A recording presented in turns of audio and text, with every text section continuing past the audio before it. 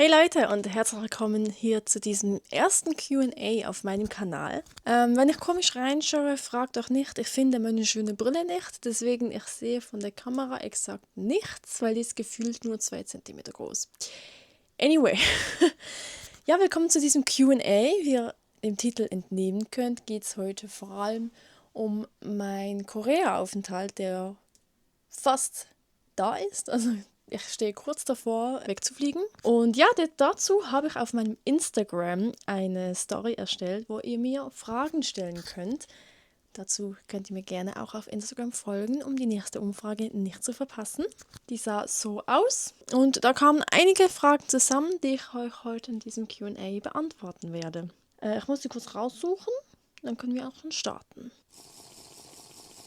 Ich probiere eine kleine Struktur zu haben. Okay, um ein bisschen in das Q&A zu starten, möchte ich gerne noch eine Frage von mir selbst hier einblenden, um ein bisschen so in den Fluss zu kommen. Und zwar, was mache ich überhaupt? Und zwar gehe ich jetzt für circa ein Jahr nach Südkorea und gehe einen Sprachaufenthalt machen. Und ja, um die Sprache besser zu lernen und um nachher vielleicht auch Fuß zu fassen. Mal sehen. Damit kann ich nämlich jetzt auch das beste Fundament für meine erste Frage stellen. Und zwar lautet diese: Gehst du mit EF? Nein. Ein ganz klares Nein. Ich kenne die Firma zwar schon sehr lange, aber nee, ich habe mich jetzt für eine Korean Language Institute entschieden. Also eine koreanische Universität, die einen Sprachkurs anbietet, weil mir das aus meiner Sicht mehr bringt für die Zukunft, als bei einer typischen Sprachschule zu sein. Und auch ist es günstiger. Deswegen habe ich mich von Anfang an gegen EF oder andere solche Sprachschulen entschieden. Das bringt mich auch gleich zur nächsten Frage. Und die ist: Auf welche Sprachschule gehst du und wieso? Da kann ich jetzt gleich näher darauf eingehen. Und zwar werde ich zur Konkuk University gehen. Ja, warum? Die Wahl war sehr knapp zwischen Konkuk und Hanyang. Und Hanyang ist ja eigentlich eher so die bekanntere Universität und auch die beliebtere, weil sie zählt zu einer der besseren. Schlussendlich habe ich mich aber für Konkuk entschieden, weil die einen Bachelor anbieten, der mich sehr interessiert. Also ich könnte mir auch vorstellen, danach an dieser Schule weiter zu bleiben, wenn die mich überhaupt wollen. Und die Lage war sehr gut. Der Campus ist wunderschön. Habt ihr schon mal eine Universität mit einem See gesehen? Ich mache das halt ein bisschen davon abhängig, wegen, wenn ich könnte in Korea studieren, wo würde ich eher? Und so habe ich es dann entschieden. Ja, und auch war es mir eigentlich sehr sympathisch. Ja, ich habe auch mit anderen Universitäten geschaut, zum Beispiel Yonsei. Oder was war noch ganz nah? Die EUH Women University. Aber ich glaube, Konkuk ist ja für mein Niveau das Beste, weil ich war halt jetzt auch schon seit fast 3 Jahren nicht mehr in der Schule und seit 5 Jahren, 6, Mitte 2020 nicht mehr in einem richtigen Unterricht. Heißt, ich hatte seit dann keine Hausaufgaben mehr, weil in der Berufsschule bekamen wir so gut wie nie welche und wenn, dann waren die nicht sonderlich fördernd. Und der Sprachaufenthalt, der wird heftig, weil wir werden Hausaufgaben bekommen und wenn man sich so den Strukturenplan ansieht, was man bis wann können muss, dann ist es, ja. Da habe ich mich nicht getraut, an eine Yonsei-Universität zu gehen. Gut, ich will nicht sagen, dass Konkuk mega viel leichter ist, ich werde es sehen, aber vom Einstufung von mir selber her habe ich mir dann auch Konkuk gewählt. Und die Einschreibung war viel einfacher, meiner Meinung nach. Da kann ich auch gleich zu der nächsten Frage. Und zwar: Wie hast du dich für die Schule angemeldet? Ja, das habe ich nicht ganz alleine gemacht, sondern das habe ich über Gogo Hanguk gemacht. Und nein, das ist keine bezahlte Werbung. Ich würde es mir wünschen, aber nee. Und zwar ganz einfach, weil ich noch nie irgendwie sowas gebucht habe. Und es ist halt auch alles Englisch und vieles sogar Koreanisch. Deswegen, ja, habe ich die kontaktiert im Januar, so um den Dreh. Und ja, habe mich ein bisschen beraten belassen.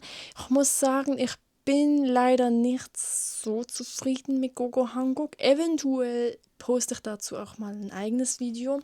Aber das ist so, da bekommt man dann einen Student Coordinator und der bringt dich dann durch die ganze Phase, bis du eigentlich da bist. Und ich glaube sogar dann noch ein bisschen. wenn es ein Problem gibt mit einer Wohnung oder so. Ja, mein Problem war einfach, dass anfangs gesagt wurde, man hilft mit dem Visa. Schlussendlich wurde nichts mit dem Visa geholfen. Und auch habe ich jetzt den dritten Student Coordinator, weil die anderen beiden beide gekündigt haben oder rausgeschmissen wurden. Und ich muss sagen, das ist ein bisschen kacke, wenn du viel Geld zahlst und dann kommt plötzlich eine andere Person und ja, es ist ein bisschen, weiß nicht. Aber es hat alles gut geklappt. Er könnte das auch eigentlich direkt per die Schule machen, aber wenn man halt Fragen hat und so, dann sind Gogo Hanguk halt auch noch gute Ansprechpartner. Und das Ganze ist gratis, weil Gogo Hanguk wird von den Universitäten bezahlt und nicht von mir. Also habe ich das dankend angenommen. Ja, und wie? Eigentlich können die nur auf die Website gehen von der Korean Language School und dann habt ihr da ein Timetable, also einen Zeitplan, wann ihr euch anmelden müsst und so und dann stehen auch die Dokumente da. Wie es genau dann läuft, kann ich euch leider nicht sagen, weil ich habe meine Dokumente einfach an meinen Student Coordinator gesendet und der hat es dann weitergeleitet. Und dann wartet man auf sein Certificate of Admission und wenn man das hat, dann ist man safe. Und ich war so glücklich, als ich das bekommen habe, weil das Ding ist, ein Requirement ist, dass man 12 Jahre Schule hinter sich hat, also einen Highschool-Abschluss. Ich weiß nicht, wie es in Deutschland ist, aber da hat man, glaube ich, das Abitur. Und in der Schweiz, es gibt kein Highschool an sich. Ich habe eine EFZ-Lehre, somit habe ich 12 Jahre Schule. Aber das manchmal zu vergleichen, bin ich sehr froh, hat das alles geklappt. Okay, ich glaube, wir machen mit dem Wohnen weiter. Da habe ich 2 Fragen. Und zwar erstens, gehst du in eine Familie? Das ist ja ein bisschen das Typische, wenn man jetzt über eine normale Sprachschule bucht, in eine Gastfamilie zu gehen. Hat natürlich auch sehr seine Vorteile. Aber ich muss sagen, ich habe mich sofort dagegen entschieden, weil ich möchte meinen Freiraum, ich möchte meine eigenen 4 Wände, auch wenn diese überhaupt nicht groß sind. Und ich möchte einfach, wenn ich von der Schule nach Hause komme, einfach meine Ruhe. Ich wohne jetzt schon seit 20 Jahren mit meinen Eltern zusammen und es ist einfach Zeit. Und dann muss ich nicht noch mit fremden Eltern zusammenleben, auch wenn das wahrscheinlich eine sehr tolle Experience wäre, vor allem weil man noch viel näher in die Kultur reinkommt, denke ich. Aber nein, wo willst du wohnen? Ich sage euch, die Fragen ergänzen sich perfekt. Danke dafür. Ich werde in ein Goshiwon gehen. Das habe ich schlussendlich auch über Gogo Hanguk gebucht, weil, keine Werbung, die stellen zur Verfügung. Es gibt aber auch Webseiten wie Stay Korea, heißt sie, glaube ich. Und da kann man sich sein eigenes Goshiwon buchen. Ein Goshiwon ist eine sehr kleine Wohnung, die aber keine große Kaution hat. Deswegen ein Goshiwon ist super. Es ist halt oftmals nur höchstens, I will say, 15 Quadratmeter groß.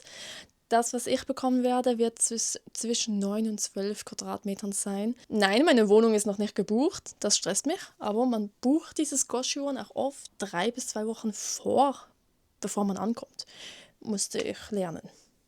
Und ich bin ein Mensch, der sehr gerne plant.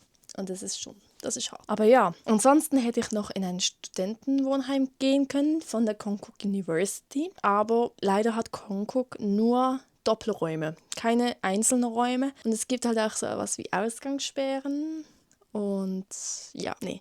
Vielleicht später mal, wenn es mit dem Geld knapp wird oder so, aber nein. Übrigens, Geld kostet auch gleich viel wie jetzt mein Goshiwon schlussendlich. Ich glaube, mein Goshiwon ist sogar günstiger als das Studentenwohnheim. Deswegen, ja. Leider gibt es aber auch in Goshiwon Regeln. Zum Beispiel darf man keine Tiere haben und man darf auch keinen Besuch mitbringen. Sonst gibt es noch so geteilte Häuser und so Zeugs. Aber machen wir mit dem Visum-Thema weiter. Da habe ich, glaube ich, 3 Fragen. Und zwar ist die erste, welches Visum hast du? Das ist bei mir das D4-Visum. Dieses ist für Studenten, also für Sprachstudenten. Das ist ein Visum, das man irgendwie 2 Jahre haben kann. Und ja, dieses habe ich jetzt auch. Man muss dann einfach, wenn man in Korea ankommt, in den ersten 90 Tagen sich registrieren gehen und dann bekommt man auch seine Ausweiskarte nach 2 Wochen danach. Die hieß früher ein Alien Registration Card, IRC, und jetzt heißt es, glaube ich, FRC. Wie hast du das Visum bekommen? Ja, das muss ich komplett selber machen. Da hat mir Gogo Hanguk leider auch nicht geholfen, was mir sehr viel Angst gemacht hat, weil diese Webseiten von der Schweiz nach Korea oder von Korea in die Schweiz, keine Ahnung, die sehen einfach ranzig aus. I'm sorry. Aber da gibt es jedenfalls eine Liste, was man alles mitbringen muss. Und ich hatte mega Schiss, weil es hieß auf der Website, man muss mindestens 2 Wochen vor dem Termin den Termin machen, weil es ja so extrem ausgebucht ist. Aber man kann den Termin erst machen, wenn man dieses Certificate of Admission hat von der Schule. Das bekommt man aber erst 3 Monate bevor die Schule startet, weil man sich erst in diesem Zeitraum anmelden kann. Heißt, etwa 2 Monate vor Schulstart hat man das. Das hat mich sehr gestresst. Aber als ich das Certificate of Admission hatte, habe ich einen Termin gemacht und ich meine, ich konnte, was war Donnerstag und ich konnte schon für nächsten Mittwoch einen Termin machen. Also, Stress für gar nichts, stresst euch nicht wegen dem. Ich weiß nicht, wie es in Deutschland ist, aber jetzt in der Schweiz, wenn ihr das im Herbst macht, es war okay. Ich habe dann den nächsten Donnerstag einen Termin gewählt, ging dann dahin mit all meinen Unterlagen. Ich hatte so Schiss, dass irgendwas fehlt oder irgendwas falsch ist oder keine Ahnung. Und es ist kein privater Termin. Es ist auch nicht nur abgeben und wieder gehen. Es ist irgendwie, man sitzt hin, wartet, bis man aufgerufen wird. Das sind noch andere Leute. Dann gibt man das Zeug ab. Dann sagt jemand, muss sich wieder setzen. Dann gibt dir das irgendjemand hinten im Büro. Und dann 5 Minuten später ruft sie wieder ein und sagt, ja, das ist jetzt das und das. Und dann kannst du schauen, ob dein Visa akzeptiert wurde. Und ich so, okay. Ich habe so gehofft, dass es ein Termin face-to-face ist, weil wenn irgendwas falsch ist, ich weiß nicht, wie das läuft dann. Aber gut, ich denke, die im Hintergrund hat das gecheckt, falls irgendwas falsch läuft. Und dann. Aber ja, ihr merkt, das war stressig. Aber ja, eben, eigentlich einfach auch wieder online schauen, was braucht man alles. Meine größte Hürde dabei war, einen Bankauszug auf Englisch zu bekommen. Also Leute, wenn ihr in der Schweiz sind und ihr plant genug Zeit ein, diesen Bankauszug auf Englisch zu bekommen. Weil bei meiner Bank gibt es das nur in Deutsch, Italienisch und Französisch, weil Englisch keine Nationalsprache ist. Das hat am meisten Zeit gekostet. Ich habe am Schluss nur noch auf das gewartet. Ja, und dann gibt man das alles ab und dann wartet man auch wieder. Da habe ich wirklich exakt 2 Wochen gewartet, aber ohne Probleme bekam ein Visum. Yay! Das ist eine sehr spannende Frage. Wie machst du das mit der Krankenkasse, wenn du so lange weg bist? Ich bin offiziell aus der Schweiz abgemeldet, was echt scary klingt, weil ich musste meine Schweizer Krankenkasse kündigen, weil ich habe nicht das Geld, 2 Krankenkassen zu zahlen, vor allem wenn ich die eine nicht brauche. Das heißt, um seine Schweizer Krankenkasse zu kündigen, muss man sich abmelden gehen. Gut, vielleicht konnte man es auch irgendwie pausieren oder so, aber ich möchte einfach wieder gar kein Geld zahlen, weil schon mit meiner SIM-Karte in der Schweiz muss ich noch zahlen, deswegen. Anyway, das ist ein anderes Thema. Man muss sich abmelden gehen und dann gibt man das in die Krankenkasse. Dann versuchen sie dich zu überreden zu bleiben mit guten Argumenten, aber nee, danke. Und dann kündigen das. Und dann musst du in Korea eine Krankenkasse haben. Bei mir wird es jetzt so laufen, da war ich auch vor den Student Coordinator. Ich werde einfach in eine Gruppenversicherung aufgenommen von der Schule. Frag mich noch nicht, wie das läuft. Ich habe davon noch nichts gesehen bis jetzt, aber ich muss sagen, Krankenkasse interessiert mich am wenigsten von allem. Und nach einem halben Jahr in Korea, wenn man länger als ein halbes Jahr bleibt, kommt man noch in die nationale Krankenkassenversicherung rein. Und ich muss aber sagen, das Ganze ist nicht so teuer. Also es ist wirklich im Vergleich, was man in der Schweiz zahlt. Ich schneide noch kurz das Thema an wegen der SIM-Karte. Ihr wisst nicht, was für einen Stress ich hatte mit meiner SIM-Karte. Ich bin bei einem relativ unbekannten Anbieter mit einem Abo und wollte eine Prepaid-Karte aus meiner Handynummer machen, weil ich ja für ein Jahr gehe und ich möchte kein Abonnement dann mehr haben. Es geht nicht. Ich habe bei 3 verschiedenen Anbietern angefragt. Der eine meint, das geht 2 Monate, du musst dann einfach zuerst ein Abo bei uns machen und danach eine Prepaid. Okay, danke für die Erklärung. Das war Migros und ich muss sagen, die waren weitaus am sympathischsten. Dann gab es noch Salt, da waren wir vor Ort, aber es war ein bisschen unsympathisch, weil auch jeder von diesen Beratern, bis auf M-Budget, wollte mir ein Abo verkaufen. Also ja, M-Budget schlussendlich auch, aber mit dem Sinn dahinter.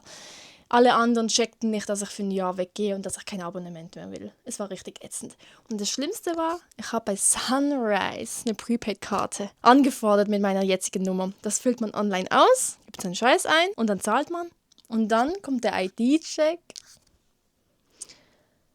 Ich warte jetzt noch auf mein Geld, weil dieser ID-Check, ich bin etwa 20 Mal durchgefallen, bis dann am nächsten Tag kam eine Mail, ja, Sie sind durchgefallen, Sie müssen jetzt Sie sind 3 Mal durchgefallen, stand da, was auch schon.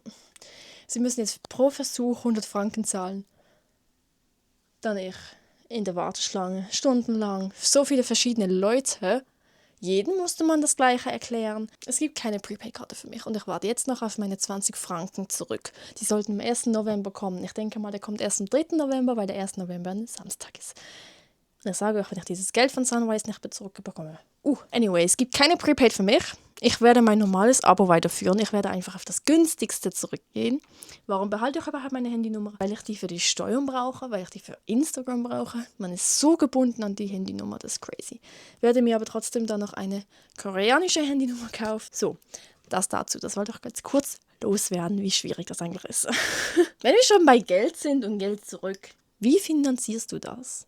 Ich arbeite. Ich bekomme keinen Kredit, habe auch keinen angefordert. Von meinen Eltern bekomme ich sozusagen auch keine Unterstützung. Sie haben einfach gesagt, wenn ich was brauche, dann kann ich bei ihnen nachfragen. Aber das mache ich nicht, weil das will ich nicht. Nee, ich arbeite. Die mein voriges Video geschaut haben, oder 2 Videos vorher, die wissen ja, ich arbeite seit ich 15 bin und dementsprechend habe ich gespart. Jetzt vor allem durch das halbe Jahr. Ich lebe ja in diesem Jahr nur noch mit der Motivation, aus der Schweiz rauszugehen und nach Korea zu gehen. Deswegen, ich habe, glaube ich, 80% von meinem Lohn jeden Monat gespart. Ich habe nicht gelebt, aber bald lebe ich wieder. Wie viel kostet das? Ich probiere auch hier eine kleine Auflistung des Preises zu machen. Ich habe jetzt nur eine grobe Rechnung, weil ich bin ja noch in der Schweiz. Aber ich kann mal sagen, die Schule kostet um den Dreh 5.000 Franken für ein Jahr. Was wirklich sehr günstig ist im Gegensatz zu anderen Schulen. An Universitäten kostet es oft nur so 4.500 Franken umgerechnet. Plus dann aber auch noch Schulmaterialien jedes Semester. Deswegen sage ich jetzt grob 5.000 Franken. Dann je nach Wohnsituation, bei mir wird die Wohnungsmiete, ich zahle monatlich etwa bei 450, bei 550 Franken sein für ein Goschuan. Ich mache dann vielleicht mal ein Video drüber, was exakt aufgelistet ist. Ja, da habe ich ausgerechnet ca. 6.000 Franken für ein Jahr. Ich habe überall ein bisschen mehr drauf geklatscht, damit es mir einfach persönlich reicht. Und dann habe ich so angegeben 1.000 Franken pro Monat. Wahrscheinlich ist das zu hoch, aber da drin wären Fahrkosten, Handy, Essen, Krankenkasse. Alles ein bisschen, was man halt jeden Monat so braucht. Genau. Und so kommt man etwa auf diesen Betrag. Ja, und den habe ich jetzt etwa bereit. Genau. Ich würde einfach auch immer sehr, sehr viel Puffer einplanen, weil man weiß nie, was passiert. Was nimmst du mit? Gute Frage. Nächste Frage. Dazu mache ich nämlich bald ein YouTube-Video. Und zwar zeige ich euch, was ich so packe. Und ich habe auch auf meiner Website einen Beitrag gestellt, den verlinke ich in meiner Bio, was ich so einpacke. Aber eben dazu kommt auf jeden Fall ein Video. Gibt es etwas, wovor du Angst hast? Ja, definitiv. Und zwar, ich bin das Kind, das, wenn es in ein Lager musste, schon am ersten Tag geheult hat, weil es Heimweh hat. Und ich sage auch, das wieder so sein. Weil beim ersten Mal, als ich in Korea war, das war ja, als ich 18 war, und da ging ich ja direkt für einen Monat. Und das Ding ist, vor allem in der ersten Woche, ich hatte Pain. Obwohl es Ferien waren, ich war so overwhelmed und überfordert mit der ganzen Situation. Und dann hatte ich noch einen Ex-Freund, der am anderen Ende vom Handy wirklich blöd tat. Also wirklich keine Unterstützung war. Es ging mir hundselend und wahrscheinlich wird es mir dieses Mal auch wieder so gehen. Tut mir leid, Fabian, dafür schon mal. Ich werde heulen. Und zwar sehr viel. Aber danach wird alles gut werden. Weil also auch in den Ferien, ich wollte nicht mehr nach Hause. Auch in den zweiten Ferien. Es war schon wie mein zweites Zuhause, da hatte ich gar kein Problem mehr. Aber jetzt, wo ich ein Jahr weggehe, habe Angst, viel zu weinen. Es ist eigentlich nicht lange, aber in einem Jahr kann halt schon noch einiges passieren, dass entweder meinen Tieren, also meinen Eltern, ihren Tieren oder meiner Auffangstation Tieren etwas passiert oder natürlich meine Verwandtschaft, weil ich habe keine große. Und ja, das wäre unschön. Aber sonst habe ich eigentlich von nichts Angst. Ja, und das wäre es eigentlich auch schon gewesen mit meinem kleinen Q&A. Ich glaube, ich habe alle Fragen. Ich bin mir unsicher, aber ich stehe jetzt hier seit 30 Minuten fast, deswegen ich mag nicht mehr. Ich hoffe, ich habe soweit alle eure Fragen beantwortet. Falls ihr noch welche habt, bitte schreibt es mir in die Kommentare. Ich probiere alles zu beantworten. Und ja, jetzt arbeite ich noch eine Woche. Danach bin ich arbeitslos und ich hoffe, dann kommt noch mehr Content. Freut euch mit mir. Bald geht's los. Danke fürs Zusehen. Lasst doch gerne ein Abo und ein Like da, kommentiert und teilt. Und bis zum nächsten Video. Tschüss.